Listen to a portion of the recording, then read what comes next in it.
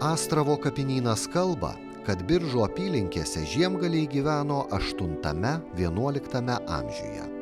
Rašytiniuose šaltiniuose Biržai pirmą kartą paminėti 1455 metais, kai Lietuvos didysis kunigaikštis Kazimieras Jogailaitis Radvilai Astikaičiui padovanojo 6 pavaldinius ir žemes. Biržų istorija prasideda ne nuo miesto, o nuo Biržų kunigaikštystės istorijos. Todėl, kad 1547 metais, tais istoriniais metais, kai pasirodo Martyno Mažvydo katekizmas, 2 pusbroliai Mikalojai, Radvilos, Juodasis ir Rudasis, gauna Šventosios Romos imperijos kunigaikščio titulą ir Mikalojus Radvila Rudasis pasirenka Biržų Dubingių titulatūrą. Jisai jau turi valdas čia Biržų krašte ir jisai tampa Biržų Dubingių kunigaikščiu. Ir tais pačiais metais gimsta jo sūnus Kristupas Radvila Perkūnas, jau kunigaikštis, ir jisai ir stato Biržus kaip miestą.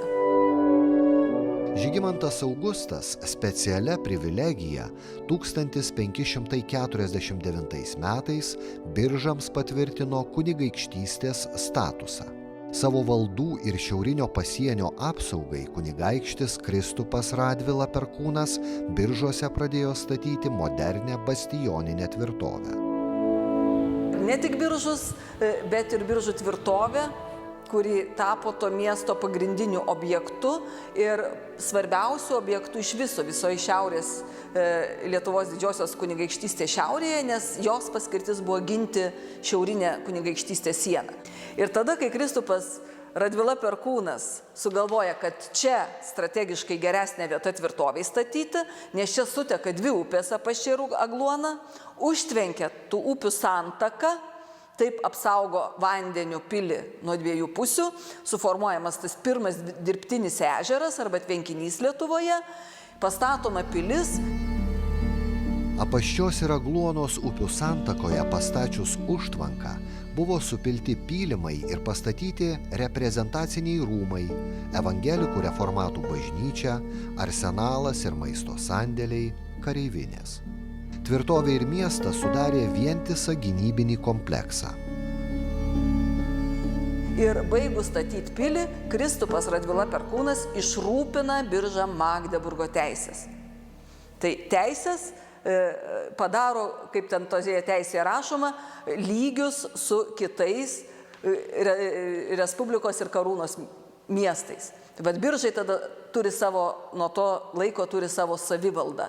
Čia yra rotušė, čia yra teismas, čia perkeliama prekyba ir, kas įdomiausia, pasukamas vieškelis, tas prekybinis kelias per Biržus, kad viskas suktųsi čia.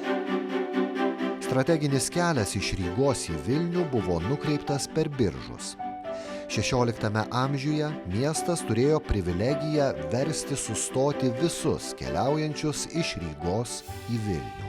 Suformuotas seniausias Lietuvoje tvenkinys, dar vadinamas Širvėnos ežeru, buvo vandens kelių sistemos jungiančios Biržus su Rygos uostu dalis.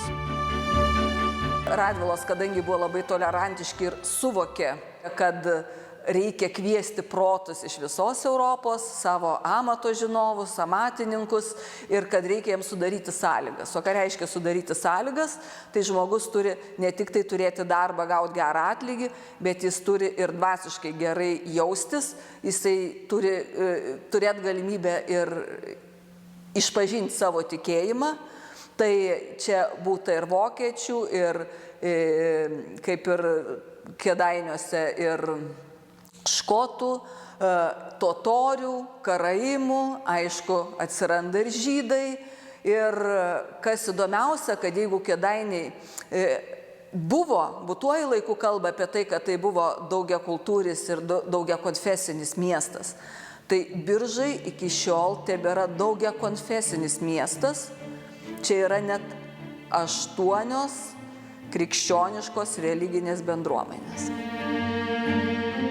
Per karus su švedais Biržų pilis ir miestas smarkiai nukentėjo. Antroje 17 amžiaus pusėje Biržų pilis buvo naujai perstatoma. Mieste veikė odininkų, siuvėjų, kalvių, audėjų cechai, pirklių draugija. Miestas turėjo 182 kiemus. Susikūrus vokiečių bendruomeniai, Biržuose pastatyta Biržų evangelikų liuteronų bažnyčia. Prie jos buvo įsteigta pradžios mokykla. Buvo atstatyta Biržų tvirtovė, rūmai, fortifikaciniai įrenginiai, kurie sudarė didžiulį gynybinį kompleksą. 1669 metais, mirus Boguslavui Radvilai, paskutiniam iš Biržų Dubingių Radvilų šakos kilusiam vyriškos lyties palikuoniui, visas jo turtas atiteko dukrai Liudvikai Karolinai. Liūdniausia, kad nelieka mūsų Biržų Dubingių Radvilų. Anot profesoriaus Deimanto Karvelio, kuris tikrai tyrinėja labai nuoširdžiai Radvilas, sako, kad laiškose galima žiūrėti, kad iš tikrųjų ir keičiasi santykiai augant tai mergaitė. Iš pradžių jinai jį kreipėsi kaip dėdė, o paskui atsiranda iš tikrųjų tie santykiai kaip merginos į mylimąjį. Ir liūdniausia, kad vienintelė dukra, kai gimė, motina Ona Marija mirė, o kai buvo 2 metukai Liudvikai Karolinai Radvilaitai, mirė jos tėtis Boguslavas ir būdama 2 metų tapo viena turtingiausių ir geidžiamiausių Europos nuotakų. Biržų Dubingių Radvilos Biržus valdė ir plėtė čia valdas nuo 16 amžiaus iki 1731 metų, kai miestas atiteko Nesvyžiaus Radvilų šakai. Tai ten dar viena įdomi istorija. Jie tas žemės vis tik atgauna, truputėlį klastos, truputėlį irgi bandymo susigiminiuoti vėl per santuokos saitus, ten gerą vedybų sutartį sudarė, santuoka neįvyko, bet to žemės kaip ir sugrįžo, nors reikėjo dar paskui nemažai sumokėti, bet Nesvyžiškiai visiškai jau nebesirūpino Biržais, nes jų pagrindiniai dvarai buvo dabartinės Baltarusijos teritorijoje.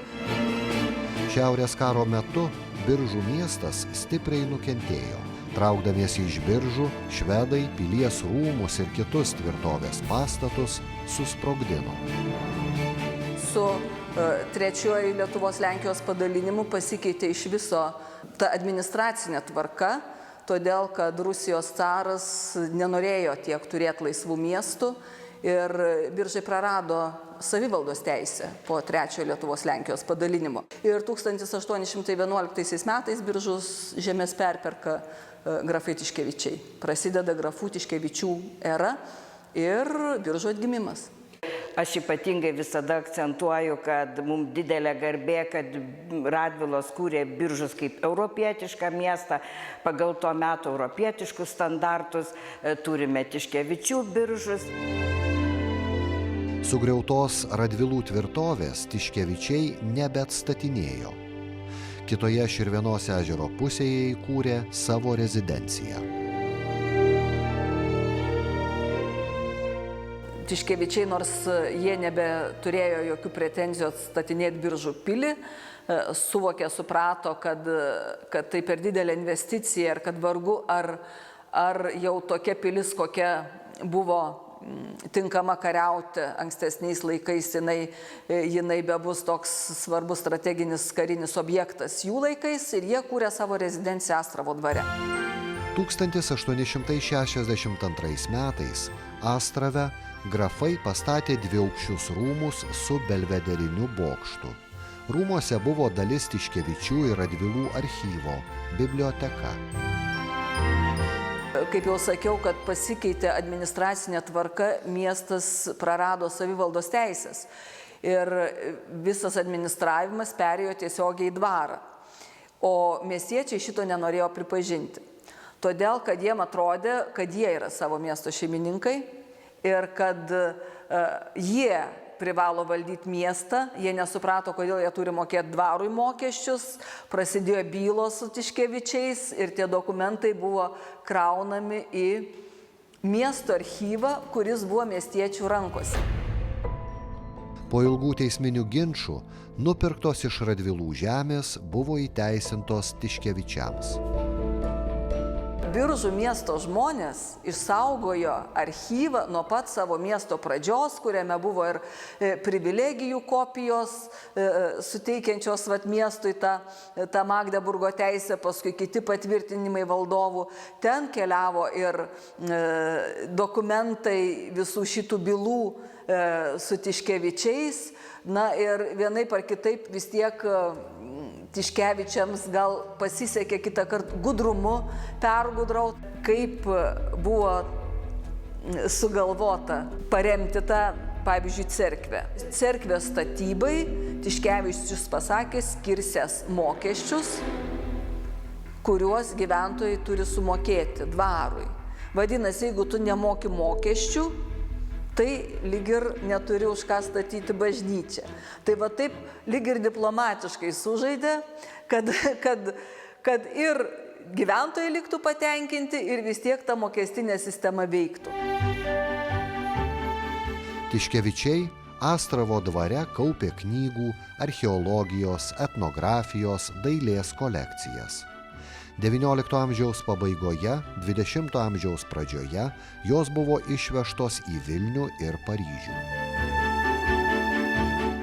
Vienas iš Lietuvos senienų muziejaus steigėjų, Eustachijus Tiškevičius, jisai čia leido savo senatvę ir parašė pirmąją monografiją apie Biržus, apie Biržų istoriją. Ir ta monografija paskui jau naudojosi kitas mūsų pirmosios Respublikos istorikas, biržietis Jonas Yčas. Norėdamas bent vieną akim pažvelgti šitą archyvą, jis turėjo irgi praeiti įdomiausius kelius, jis per savo žmonos motiną, savo uošvę, kunigienę Neimanienę, kažkaip priėjo prie tų archyvų saugotojų. Tuo metu jų buvo tiek, kiek apaštalų. Jisai sakė, čia kažkoks senas reliktas ir jie tebemano, kad jie tebėra iki šiol senieji miesto šeimininkai. Ir vienas iš tų saugotojų sutarė, kur jie susitiks, kad būtent jo uošvės bute, kad ta vieta yra patikima, ir davė tos dokumentus svarbiausius 5 dienom. Tai tada Jonas Yčas pasikvietė Biržų fotografą Baruchą Michelsoną, svarbiausius dokumentus nusifotografavo, kad galėtų pasistudijuoti ir galėtų sudėti kaip iliustracijas į leidinį. 1922 metais, kai Lietuvoje prasidėjo dvarų parceliacija, Tiškevičių Astravo dvaro žemes nupirko Variakojis, o Tiškevičiai nesutikę su tuometine Lietuvos politika, kaip ir dauguma dvarininkų, pasitraukė. O tarpukariniai Biržai jie vėlgi turėjo savo savivaldą, jie turėjo savo burmistrus, jie daug iš tikrųjų mokytų žmonių iškeliavo kurti Lietuvos, tai ir ministrai buvo, ir karininkai, ir 2 nepriklausomybės akto signatarai. Ir jeigu dar giliau žiūrėtumėm, tai iš viso visa švietimo, kultūros raida. Antrojo pasaulinio karo pabaigoje Biržai iš esmės buvo sugriauti. Fiksuojame istorinį faktą, kad apie 70% Biržų buvo sugriauta. Tada sovietmetis su visais savo pliusais ir minusais. Sovietiniai Biržai buvo labai niūrus, labai nykus ir atsirado miesto centre ir aikštė su garbės lenta, kur darbo didvyriai buvo, šalia baisus viešasis tualetas, paskui atsirado baisi estrada priešais evangelikų reformatų bažnyčią, todėl kad ten buvo kapinės, ant tų kapinių žmonės šoko ir linksminosi, karių kapai vidury miesto, kur dabar jau panaikinti tie užrašai apie išvaduotojus, bet vis tiek jie tebėra čia kaip pokšašas. Tai tą vaizdą labai smarkiai pakeitė. Po mūsų antrosios nepriklausomybės dabar jau drąsiai galime sakyti ir, iš tikrųjų labai džiugu, kai neveidmainiaudami žmonės sako, kurie sugrįžta po 10 ar 15 metų nematė Biržų, jie patiria nuostabą, jie iš tikrųjų labai nuoširdžiai sako, kad Biržai labai pasikeitė. Ir aš norėčiau pasakyti, kad mano galva grįžo ta pati europietiška dvasia, kuri buvo ir Radvilų laikais. Jeigu žiūrėtumėm dar tokį pradžią, tarkim, ir 2011-2015 metus, tai pavyzdžiui, kad ir Biržų pilies arsenalas. Mes pratęsėme tuos darbus, kurie buvo suplanuoti, ir arsenalas kainavo 5 milijonus ES fondų, 2013 buvo atidarytas, bet kaip svarbu dabar įvertinti, kad tai tapo naujų traukos centru, kuris yra vertinamas visoje Lietuvoje ir užsienyje žmonės atvažiuoja, nes ten jau yra, čia yra pilies rūmuose klasikinė muziejininkystė, o ten jau yra moderniai interaktyvi muziejininkystė. Atstatyti rūmai buvo visiškai nepriklausomybės atgavimo priešaušryje. 1988 metais čia jau įsikėlė Biržų viešoji biblioteka, o dar po metų, minint kaip tik tai jubiliejinius Magdeburginio miesto metus, čia jau įsikūrė ir muziejus. Iš kunigaikščių Radvilų statytos nyderlandiškojo tipo bastioninės tvirtovės komplekso be reprezentacinių rūmų buvo atstatytos 2 parakinės, tiltas, taip pat arsenalo pastatas. Muziejus irgi augo kartu su nepriklausomybė. Nors, aišku, mūsų tuometinė fondų saugotoja, ilgametė dabar muziejaus emeritė Jadvyga Kriščiūnienė, jinai ten ir naktim nemiegojo, nes muziejus mūsų tilpo buvusioj cerkviai, dabar tenai yra įsikūrus kitos religinės konfesijos bažnyčia, ir reikėjo šitas menes užpildyti ekspozicijom. Tai reikėjo galvoti apie tai, ką restauruoti, apie ką pasakos, nes tai yra krašto muziejus, tai nėra pilies muziejus tik tai. Mes visada akcentuojame, kad miestą kūrėme svetingą turistam, bet vis dėlto ten neįsižeidžia svečiai, bet pirmiausia, miestas turi būti patogus ir geras gyventi čia gyvenantiems biržiečiams. Taip, turime kaip ir dauguma provincijos regionų miestų turime problemą demografijos. Iš tikrųjų, miršta 3 kartus daugiau negu gimsta. Mes reprezentuojam viso krašto istoriją. Tai daug labai reikėjo sugalvoti, sumastyti, kaip tose pilies menėse bus pasakojama Biržų krašto istorija. Aišku, jau dabar daug kas keičiasi, ekspozicijos kas metai atnaujinamos, bet iš tikrųjų tai manau, kad išaugo muziejus kartu su nepriklausoma Lietuva. Visi mes žinom, kad niekas taip brangiai pasaulyje nekainuoja kaip idėjos, tai kartais viena pametėta idėja perimta, paskui jinai transformuojasi į labai gražius didelius dalykus.